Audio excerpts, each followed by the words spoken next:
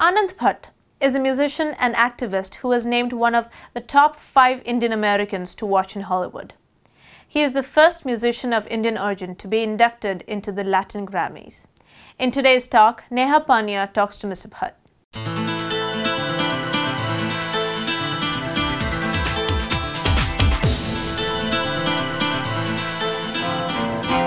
DJ takes me back to when we fell in love. He played our favorite song, we couldn't get enough. We both would dance till the sun came up. We were both so young and in love. Welcome to the show, Anand. Oh, thanks for having me. So tell us a little bit about your background. Well, I am an Indian American, born and raised in Chicago, and I'm a musician. And I grew up listening to both Latin music as well as whatever Bollywood songs were going on in the house when I was little. So what led to your interest in music? In music in general? In music, yes, in music in general. I grew up in, I'm dating myself here, I guess I was very little in the late 70s. And my parents were disco parents. So there was always cool music going on in the background of the house. And, and obviously if we'd watch Hindi movies, Hindi movies have to have a musical segment every 30 minutes.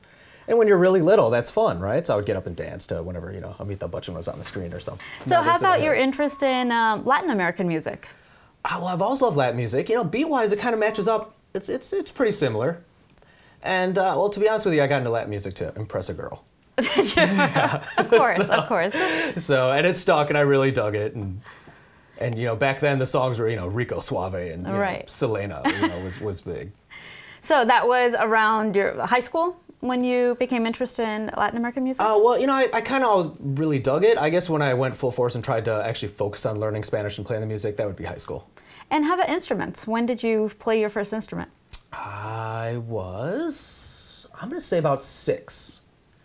I was into the violin, and not because I thought the violin was the greatest thing ever. I had one of my little friends was playing the violin, and he brought it to show and tell, and so I'm like, well, if Frank gets a violin, I want one too. So I went home, bugged my parents to get me violin lessons. And then violin lessons, and from there, what came next? It was violin for a long time, and I picked up the guitar when I was about 12 or 13.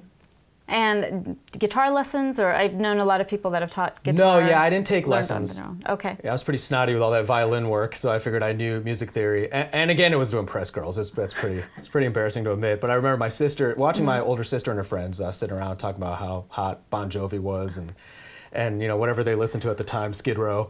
I'm like, oh, well, I better learn how to play this thing then. When was your first performance? My first, not counting school recitals. My first real performance, I want to say, was probably junior high, high school, so around 14, 15. And at that time, I'm sure your parents saw your deep interest in music. And being Indian parents, what was their reaction? Yeah, I think it drove them nuts. They'll never admit it now, but I think it drove them crazy. It's funny because when you're little and you're just taking violin, that's just a nice academic thing to do. Then all of a sudden you're growing your hair and getting your ear pierced and playing in bands. It's a whole different deal there. And I think they're still in denial about it for a bit. I'm sure they're like, okay, well, Anand likes music. He'll still go to med school like a normal kid. Right. Right? And, and nothing will come of it. It's just a hobby for him. But in high school, I got on the radio for the first time. And I almost didn't want to go to college. They're Indian parents. Thank God. They forced me to go anyway. But I think I drove them crazy. And what did you major in when you actually did go to college? Pre-med, of course. Did you really? Pre-med biochem. What else is there? So now, did you minor in music? No, I didn't. Pre-med? Yeah, I mean, I still played, I sang in the choir in college, but pre-med biochem, that didn't last too long.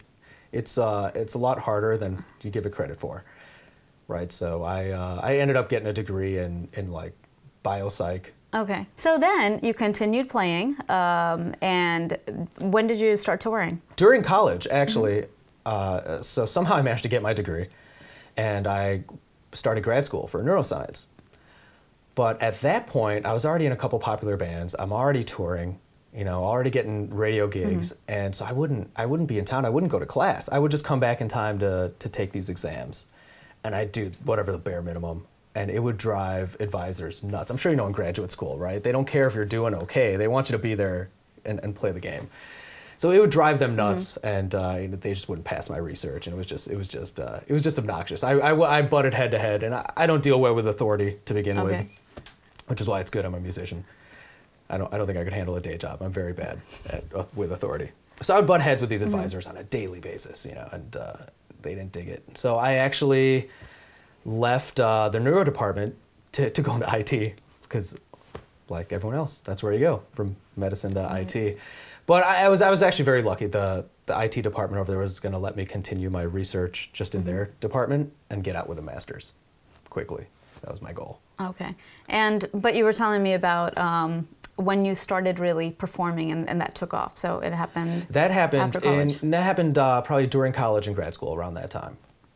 And at that time, you decided to take it full on, making this your career. Yeah, I was still trying to balance it in my head. I'm like, all right, I can do this, right? I can still, you know, at least get a graduate degree and maybe some sort of day job and do this. But that was very unrealistic, because the music business is more demanding than you give it credit for. And at that time, I was playing in pretty hardcore metal bands.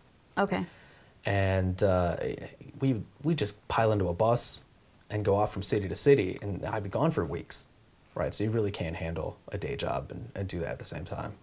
And at that time, you made a decision. That's when I made, the clear-cut decision at that point.